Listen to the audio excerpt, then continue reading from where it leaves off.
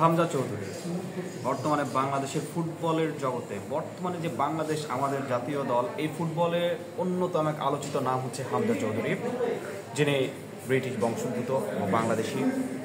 তিনি কিন্তু এখন কিন্তু মোটামুটি নিশ্চিত হয়ে গিয়েছেন যে তিনি কিন্তু বাংলাদেশে যোগ দিচ্ছেন এবং ধারণা করা হচ্ছে যে ভারতের বিপক্ষে আগামী বছর মার্চে যে এএফসি বাছাই পর্বের যে প্রথম ম্যাচ, সেই ম্যাচ দিয়েই হয়তোবা তিনি বাংলাদেশের জার্সি গায়ে তার নতুন যাত্রা শুরু করতে পারেন।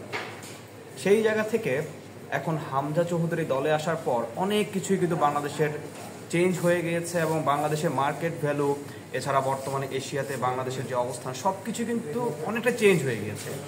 সবচেয়ে বড় বিষয় হচ্ছে যে হামজা চৌধুরীর মার্কেট ভ্যালু, যেখানে ট্রান্সফার মার্কেট দেখাচ্ছে 4.50 মিলিয়ন, সেখানে পুরো বাংলাদেশ দলের মার্কেট ভ্যালু হচ্ছে 3.05 মিলিয়ন।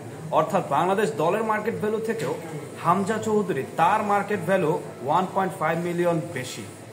তার মানে এতেই সহজেই বোঝা যাচ্ছে যে ট্রান্সফার মার্কেটে বাংলাদেশ দলে হামজার আগমনের কারণে ট্রান্সফার মার্কেটে বাংলাদেশের ভ্যালু কিন্তু অনেক বেড়ে গিয়েছে এবং বর্তমানে বাংলাদেশ দলের মার্কেট ভ্যালু 7.55 মিলিয়ন।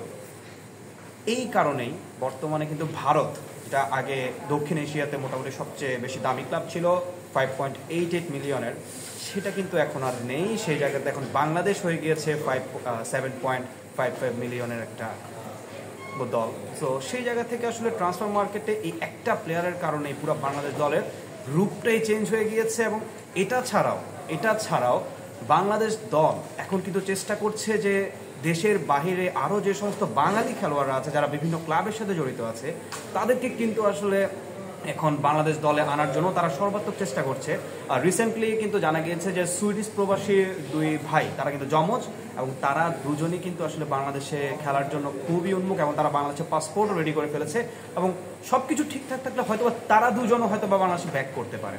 এছাড়া মোহামেডান, আমাদের বর্তমানে বাংলাদেশের ওয়ান অফ দ্য বেস্ট এবং বাংলাদেশের নাম করা এবং স্মরণীয় একটি ক্লাব মোহামেডান, সেখানে যে স্ট্রাইকার সোলেমান দিয়াবাতে আছেন, তাকেও কিন্তু বাংলাদেশ দলে অন্তর্ভুক্তি করানোর জন্য আসলে সমর্থকরা বা ফুটবল ফ্যানরা সবাই কিন্তু উঠে পড়ে লেগেছে বলতে গেলে।